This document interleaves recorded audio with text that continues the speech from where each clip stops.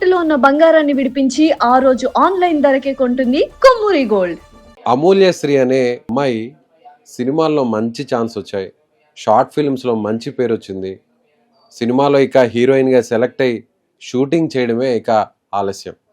అమ్మాయి చాలా చక్కగా ఉంటుంది. మీరు స్క్రీన్ మీద కనిపిస్తున్నటువంటి అమ్మాయిని చూస్తే హీరోయిన్గా మంచి అవకాశాలు వస్తున్నాయి, మోడలింగ్గా కూడా మంచి గుర్తింపు వస్తుందని ఆ కుటుంబం ఎంతో సంతోషపడింది.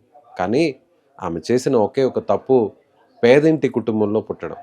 తనకు తండ్రి లేకపోవడం, మగదిక్కు లేకపోవడంతో తనతో పాటు అక్క, అమ్మ మాత్రమే ఉన్నారు. అయితే పేదింట్లో ఉండడం వల్ల ప్రస్తుతం నేనున్నటువంటి ఈ ప్లేస్లోనే తను ఉండేది. చాలా చిన్న ఇల్లు, రేకులతో ఉండేటువంటి ఇల్లు.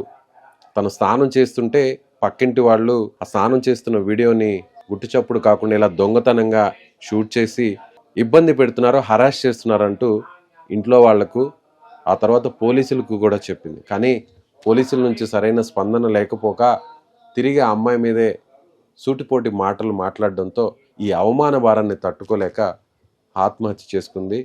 లేఖ రాసి మరీ చనిపోయింది. ప్రస్తుతం నేను తను అవమాన భారపడ్డ ఆ ప్రాంతంలోనే ఉన్నాను. మీరు ఒకసారి గమనించవచ్చు. చిన్న ఇల్లు, పేదిళ్ళు ఎలా ఉంటాయో ప్రత్యేకంగా చెప్పాల్సిన అవసరం లేదు. తండ్రి లేకపోవడంతో తల్లి కష్టపడి రొట్టెలు చేసి అమ్ముకొని వాళ్ళని సాకుతూ వచ్చింది. ఇక్కడే బాత్రూమ్, ఈ బాత్రూంలోనే తను స్నానం చేస్తుండేది.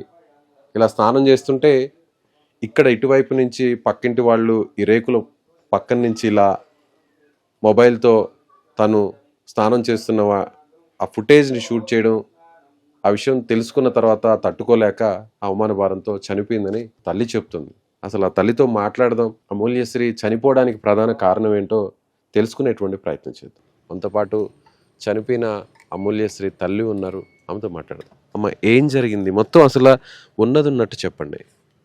2004లో నుంచి మా పాప కొంచెం బాగుందని వాళ్ళు ఎంటపడటం, గలీలో గుంజకపోవడం, రేప్ కేసు పెట్టాము 2024లో.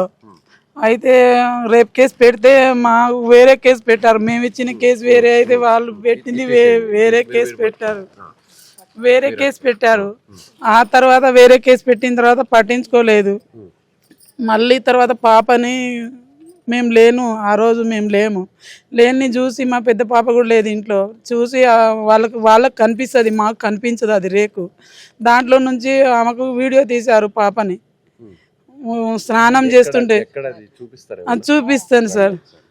ఎస్, ఇప్పుడు ఆ తల్లి ఎక్కడైతే వాళ్ళ పాపని స్నానం చేస్తుండగా నగ్నంగా ఉన్నటువంటి ఆ వీడియోని తీశారో ఆ స్పాట్కి వెళదాము. అక్కడ ఏం జరిగిందో ఒకసారి చూపించే ప్రయత్నం అయితే మీకు చేస్తాను. ఇదేమ్మా? Yes, Amulyashri house. Okay.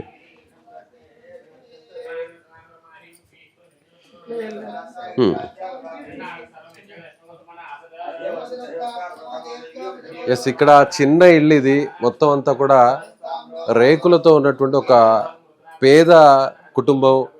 So అమ్మాయి ఆడపిల్ల జనరల్గా తన ఒంటి మీద ఉన్న దుస్తుల్ని జాగ్రత్తగా కప్పుకుంటూ ఎక్కడ ఇబ్బంది పడకుండా ఉండడానికి చాలామంది ఆడపిల్లలు ఎన్నో అవస్థలు పడుతుంటారు. అలాంటి చిన్న కుటుంబంలో ఇలా ఒక బాత్రూమ్ ఉంటుంది, బాత్రూమ్ కూడా ఇరుగ్గా ఉంది. సో పేదింటి కుటుంబంలో ఉన్నటువంటి ఆ రూముల గురించి ప్రత్యేకంగా చెప్పాల్సిన అవసరం లేదు. చూడండి, ఇక్కడంతా కూడా రేకులతో వీళ్ళు నిర్మించుకున్నారు. సో తండ్రి లేడు, ఆ పాపకు తల్లి ఒకటే ఉంది, పేద కుటుంబం. చెప్పండి అమ్మ. ఇక్కడ నుంచి వాళ్ళు వీడియో తీశారండి, ఈ గల్లీలో నుంచి వీడియో తీశారు వాళ్ళు. ఇది మా బాత్రూమ్, ఇక్కడే స్నానం చేస్తారు మేము, ఇక్కడే స్నానాలు చేస్తాము. ఇక్కడ నుంచి వీడియో తీశారు పాపని. వీడియో తీస్తే ఆనంగెళ్ళి మా మరది కొడుకు, చిన్న కొడుకు ఉండే. ఒక్క నిమిషం చూపించండి మీరు ఒకసారి చూస్తే. ఈనంగా వీడియో తీశారు. ఇక్కడ నుంచి వచ్చి కుర్చీ మీద నుంచి వీడియో తీశారంట పాపని. కుర్చీ సౌండ్ వస్తేనే పాప చూసింది. వెనక తిరిగి చూసేసరికి మా మరది కొడుకుంటాడు చిన్నోడు, వాళ్ళు బాగా క్లోజ్ గా ఉంటారు. ఇక్కడ స్నానం చేస్తుంటే వాళ్ళు కుర్చీ సౌండ్ వస్తుంటే వెనక తిరిగి చూసేసరికి, ఇట్లా చూసేసరికి వాళ్ళు బావ కుర్చీ పట్టుకున్నాడు, బావ మరిదేమో వీడియో తీస్తుండు అని మా మరిది కొడుకుకి పోయి మా పాప చెప్పింది, ఇట్లా నాకు చిలిపి ఇట్లా వీడియో తీసిండ్రా అని చెప్పి ఏడ్చుకుంటే మా మరిది కొడుకు చెప్తే ఇంకొక పిల్లగాడు వాళ్ళిద్దరు ఏడంగా తీసింది చూపెట్టు చెల్లె అని చెప్తే ఆడంగా పోయి వీడంగా తీసిండంటే పోలీసు వాళ్ళు ఆమె మీదనే కేసు పెట్టారు. నువ్వు వాళ్ళ ఇంటి మీదకి ఎందుకు పోయినావు అని చెప్పేసి వాళ్ళ మీద కేసు పెట్టారు. ఎందుకు సార్ మేము ఏం చేసినాం, మేము చూపెడుతున్నాం కదా సార్, మా పాప చూపెట్టింది, నేను కూడా లేను సార్ అంటే, మీరు ఎక్కువ మాట్లాడితే మీ మీద పీడియాక్ట్ కేసులు పెడతామని కూడా బెదిరించారు మాకు ఎస్ఐ. సిఐ గారిని అడిగితే సిఐ గారు అన్నారు, స్నానం చేసే దగ్గర కెమెరాలు పెట్టుకోవాలమ్మా అని చెప్పారు. స్నానం చేసే దగ్గర కెమెరాలు ఎందుకు పెట్టుకోవాలన్నారు, మీరు ఎవరు చూస్తున్నారో కెమెరాలు ఉండాలన్నారు. ఆ విషయం పోయి నేను అర్సనల్ డీసీపీ గారికి పోయి చెప్పాను, ఏడ్చుకుంటా సార్ నా పిల్లకి ఇట్లా అన్నారు సార్ సిఐ గారు అంటే. డీసీపీ గారు తిట్టారు సిఐ గారికి. ఆ తిట్టిన తర్వాత రాఘవేంద్ర ఎస్ఐ, వెంకటేశ్వర్లు ఎస్ఐ వీళ్ళకి చెప్పాను, సార్ నా బిడ్డకు ఇట్లా అయింది సార్. సైదాబాద్ పోలీస్ స్టేషన్ లో పోయి చెప్పాను, సార్ నా ఇట్లా నా బిడ్డకు వీడియో తీశారు సార్, చచ్చిపోతా అంటుంది సార్ ఇజ్జత్ అని చెప్పేసి చాలా సార్ ఫోన్ చేశాను. చాలా సార్ పిఎస్కి వెళ్తే నవ్విర్రు వాళ్ళు, నీ బిడ్డకు ఇట్లా చేస్తారా, నువ్వు కావాలని చెప్తున్నావు అని అన్నారు. లేదు సార్, నా పిల్లలు తోడుగా చెప్తున్నా సార్, నేను అట్లాంటి దాన్ని కాదు సార్, నా గురించి ఎంక్వైరీ చేయండి సార్. నేను ఎట్లాంటిది అంటే, నువ్వు మంచిదాని అని తెలుసు కానీ నీ బిడ్డకు వీడియో తీయలేదు వాళ్ళు, నువ్వు కావాలని చెప్తున్నావు అని నీ మీద ఎక్కువసారి పోలీస్ స్టేషన్కి వస్తే పీడియాక్ట్ కేసు పెడతామని చెప్పి బెదిరించారు. వాళ్ళని పిలిపించి అడిగారా పోలీసులు? పిలిచి ఇప్పుడు వీడియో అడగలేదు, వీళ్ళని అడగలేదు, పిలవలేదు. మేము అన్నాం ఏసీపీ గారిని కలిసాము, అయితే వాళ్ళ గోడలు కట్టుకోండి అని చెప్పారు. ఈ రేకులు తీసి ఆ ఇల్లు కూడా వాళ్ళది కాదు, వేరే వాళ్ళది దొంగతనంగా వీళ్ళు కొనుక్కున్నారు. వీళ్ళ ఇల్లు అవతల ఉంటది, వీళ్ళ కొనుక్కొని మమ్మల్ని కావాలని ఈ గుడిసె అమ్ముతారా అదంటే, మేము అమ్మ మాకు ఉన్నదే ఒక గుడిసె, మేము ఎట్లా అమ్ముతాం, ఇది మా అమ్మగారు వాళ్ళ గుడిసె, మేము ఉంటున్నాం దాంట్లో అని 100 సార్లు చెప్పినా కూడా మమ్మల్ని అస్సలు పట్టించుకోలేదు సార్. అందువల్లనే నా బిడ్డ చనిపోయింది సార్. నా బిడ్డ నేను ఆ షాప్ దగ్గర చిన్న బ్యాంగిల్ షాప్ ఉంది, దాని ముందర రొట్టె కూర చేసుకొని ఆడ చేసి వస్తే నా బిడ్డ అమ్మి తీసుకొని వచ్చేది, మేము బతికే దాని మీదనే సార్. కావాలంటే ఎక్కువ చేయండి సార్. 9వ తరగతి చదివి నేను చదువుకోను మమ్మీ అన్నది. సరే చదువుకోనంటే 10th ఎగ్జామ్ రాపిస్తాను బిడ్డ అని చెప్పి మాట్లాడాను. 10th రాసుకోమ్మా, నువ్వు మంచి ఆఫీసర్గా అమ్మ అంటే సరే మమ్మీ అన్నది. వీళ్ళు టార్చర్ పెడుతున్నారు మమ్మీ, ఏంది మమ్మీ ఇంతకన్నా పోర్టులు చుట్టూ తిరగటం, మగోళ్ళందరూ నన్ను గలీజ్గా చూడటం ఎట్లనో ఉంది మమ్మీ అని బాధపడ్డది. చెప్పి ఏం కాదమ్మా నువ్వు ఒక్కదాన్నే కాదు బిడ్డ అంటే, లేదు మమ్మీ నేను తట్టుకోలేకపోతున్నా అని చెప్తే మనం ఉన్న సిఏ గారికి కూడా ఫోన్ చేసి చెప్పాను, సార్ నా బిడ్డ ఇట్లా అంటుంది సార్, గోడ నేనే కట్టిస్తా అని చెప్పారు సిఏ గారు.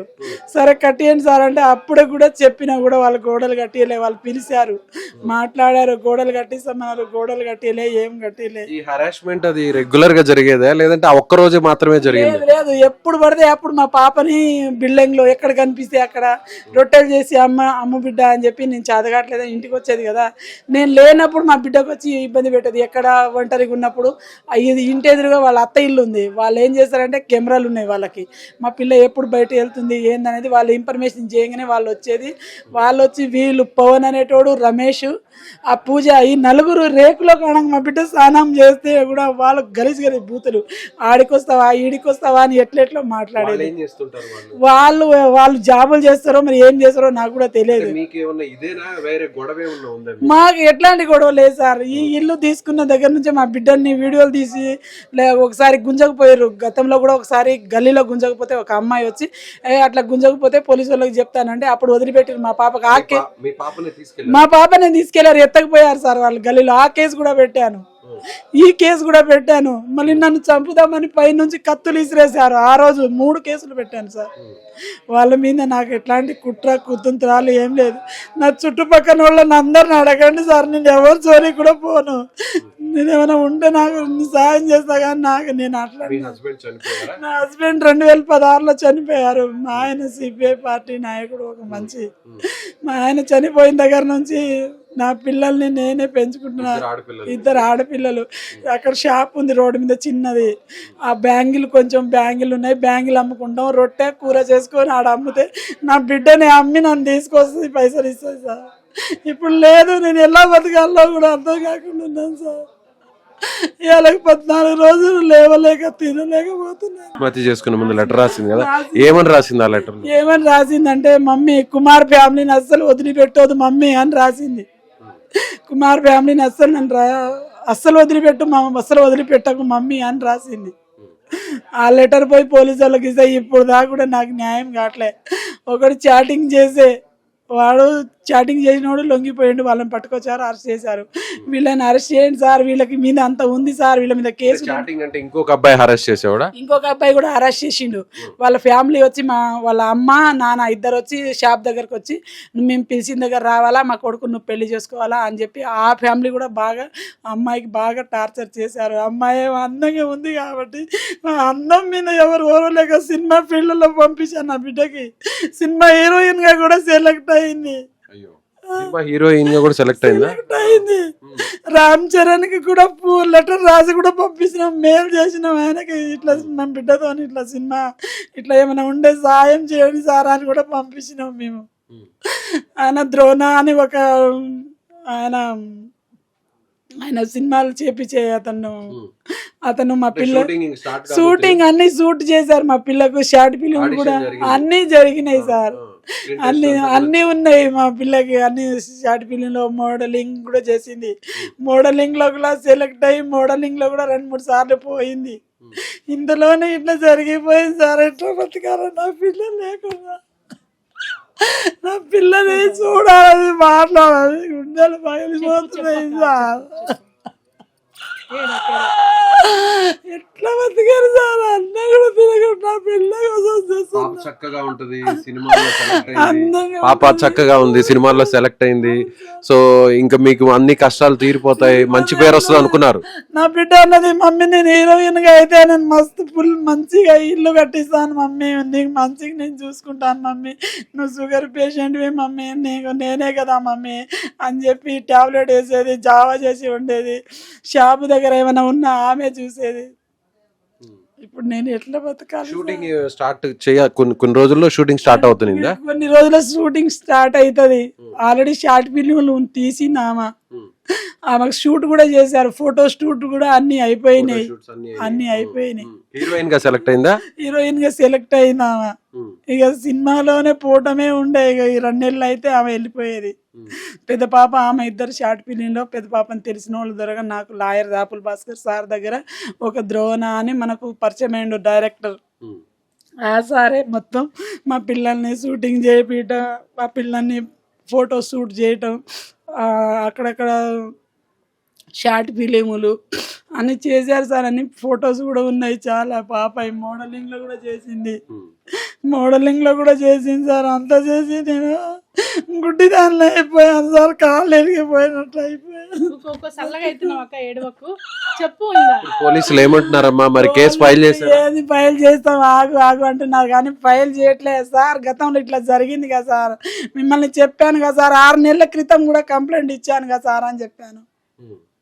అయినా నా బిడ్డని ఇప్పుడు దాకా కూడా పట్టించుకోవట్లేదు సార్. కేసు ఫైల్ చేశారా? పోక్సో యాక్ట్ పెట్టారా? ఏం పెట్టలేదు సార్, వాళ్ళు ఇష్టం వచ్చింది వాళ్ళు. మా మరిదిపోయి రాసి ఇచ్చిండు. తర్వాత ఆ లెటర్ దొరికిన తర్వాత నేను పోయి డీసీపీ గారికి పెట్టాను. తర్వాత ఏసీపీకి ఇస్తే ఏసీపీ కూడా చేస్తాం పో అన్నారు. అంతే. ఇక మమ్మల్ని ఎవరు పట్టించుకునేటోళ్ళు, రొట్టెలు అమ్ముకునేటోళ్ళు అని చెప్పి ఎవరు పట్టించుకోవట్లేదు. నాకు ఒక బిడ్డ ఉంది, ఎట్లా బతకాలి సార్? బాధపడద్దు. నిజంగా ఆ తల్లి బాధ చూస్తుంటే, చేతికొచ్చినటువంటి పిల్ల సినిమాల్లో సెలెక్ట్ అయింది, ఆ పాప మంచి భవిష్యత్తు ఉంటుంది, హీరోయిన్ గా సెలెక్ట్ అయింది, మా కష్టాలన్నీ తీరిపోతాయి, మేము ఇప్పటి వరకు ఈ పేదింట్లో పడ్డటువంటి ఆ బాధలు, భర్త లేకపోయినా కూడా ఆ బిడ్డలే నాకు ఆధారంగా మారుతారు, ఒక మంచి భవిష్యత్తు ఉంటుందని ఎన్నో కలలు కదిలింది తల్లి. కానీ కళ్ళ ముందే చేతికొచ్చినటువంటి కూతురు ఇలా వేరొకరు వేధింపుల వల్ల ఆత్మహత్య చేసుకొని చనిపోవడం అనేది జీర్ణించుకోలేక ఆ తల్లి విలవిలలాడిపోతుంది. నిజంగా పేదింటి కుటుంబంలో ఆడవాళ్ళు పడుతున్నటువంటి కష్టాలు చూస్తే నిజంగా ఇలాంటి ఇన్సిడెంట్స్ జరగడం, అవమానాన్ని తట్టుకోలేక, నలుగురికి చెప్పుకోలేక, తను పడుతున్నటువంటి వేదనతో ఇక్కడ బతకడమే వృధా అనేటువంటి ఒక నిర్ణయంతో తను చాలించుకుని తనకు తనే తన ప్రాణం తీసుకునింది అమూల్యశ్రీ.